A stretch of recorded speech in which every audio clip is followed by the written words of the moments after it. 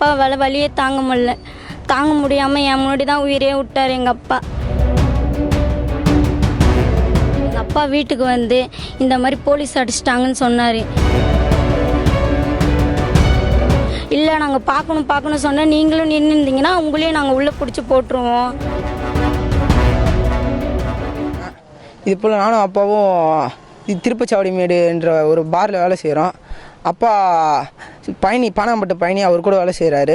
நான் 9ஆம் தேதி கரெக்டாக ஒரு 12 மணிக்கு ஒயின் ஷாப் போனோம். வேலை செஞ்சுட்டு இருக்கும்போது கரெக்டாக ஒரு 10 இருக்கும். 10 மணிக்கு அம்மா ஃபோன் வச்சு இது போல் லோன் காசு எடுத்துகிட்டு. சரி, அதனால் நான் கொஞ்சம் சீக்கிரமாக கிளம்பி வந்துட்டேன். கிளம்பி வந்ததால் அப்பா நான் வரேன், பின்னாடியே வரேன், நீ போடான்னாரு. சரி வந்துடுவாரே, நானும் வீட்டுக்கு வந்துட்டேன். வீட்டுக்கு வந்தோடனே நைட்டு போலீஸ் வந்து அப்பாவை இட்டு போயிருக்காங்க பொழுது. அது எங்களுக்கு தெரியல. காலையில் ஒரு 10 மணிக்கு தான் தெரியும். அவர் வீட்டுக்கு போகும்போது சொன்னாங்க எங்களுக்கு.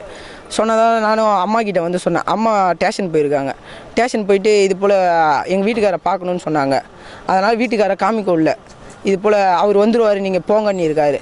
அதனால் அம்மாவும் வீட்டுக்கு வந்துட்டுருக்காங்க. வீட்டுக்கு வந்துடுவோடனே அப்பா என்ன பண்ணியிருக்காரு, கரெக்டாக ஒரு 12:10 வீட்டுக்கு வந்திருக்காரு. வீட்டுக்கு வந்துட்டு சட்டையை கட்டும் போது அப்பாவுக்கு தழும்பாக சிகப்பாக தழும்பாக இருந்துச்சு. சரி என்னாதுன்னு கேட்டோடனே எனக்கு மனசு கஷ்டமாக இருக்குது. போலீஸ் அடிச்சிட்டாங்கன்னொடனே பாப்பா தண்ணி மொண்டு குத்தோடனே அப்பா வாயிலேருந்து நுர தள்ள ஆரம்பிச்சிச்சு. ஒரே மூச்சு மட்டும்தான் விட்டார். சரி, அதனால் பக்கத்தில் இருக்கிறவங்களாம் கூப்பிட்டு அப்பா ஆட்டோ எடுத்துகிட்டு வர சொன்னாங்க. ஆட்டோ எடுத்துகிட்டு உடனே ஜிஹெச் கூப்பிட்டு போனோடனே இறந்துட்டாரு சொல்லிட்டாங்க. இறந்துட்டாலும் சொன்னதால் நாங்கள் என்ன பண்ணோம், வெளியில் உட்காந்து அழுதுட்டு இருந்தோடனே பாடியை ஒரு ரூமில் போட்டு மூடிட்டாங்க. மூடி ஒரு 3 மணி நேரம் கழிச்சு பாடியை எங்கள் கண்ணிலே காட்டல. சரி, போலீஸ்லாம் வந்து அவங்களே தான் போஸ்ட்மார்ட்டத்துக்கு கூப்பிட்டு போனாங்க. கரெக்டாக ஒரு 4:30 மணிக்கு கூப்பிட்டு போயிட்டு ஒரு 5 நிமிஷத்துலேயே போஸ்ட்மார்ட்டம் பண்ணிட்டாங்க. அப்புறம் டிஎஸ்பி வந்து இது போல் தெரிஞ்சவங்ககிட்டலாம் என்ன சொல்கிறாரு, நாங்கள் பார்த்துக்குறோம், நீங்கள் இது முக்திக்கு இட்டு போங்க, எல்லா செலவும் பார்த்துக்குறோம், ஒரு செலவு பண்ண தேவையில்லை, அது போல் சொல்கிறாங்க. நாங்கள் என்ன பண்ணுறது, நாங்கள் வீட்டில் 3 பேர் தான் இருக்கோம். வீட்டில் வாடகை வீடு, இது 1000 ரூபாய் மாதம் வாடகை கொடுத்துட்ருக்கோம். இப்போ ஒன்றும் இல்லை எங்கள் கையில். ஒரே ஒரு பாப்பாவும் இது போல் படிச்சுட்ருக்கு. இப்போ எங்களுக்கு போலீஸ் மேலே தான் சந்தேகமாக இருக்குது. நீங்கள் தான் நடவடிக்கை இருக்கணும் கேட்டுக்கிறோம். என்ன பண்ணும்பா?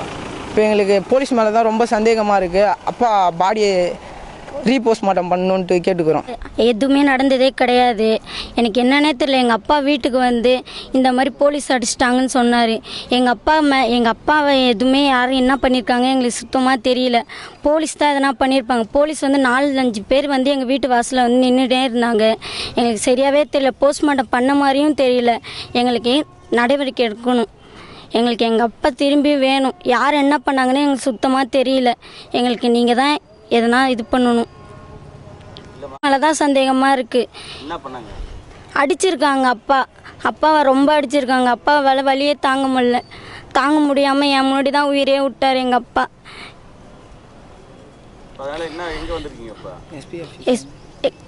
எஸ்பி ஆஃபீஸ்க்கு வந்திருக்கோம். நீங்கள் தான் நடவடிக்கை எடுக்கணும்.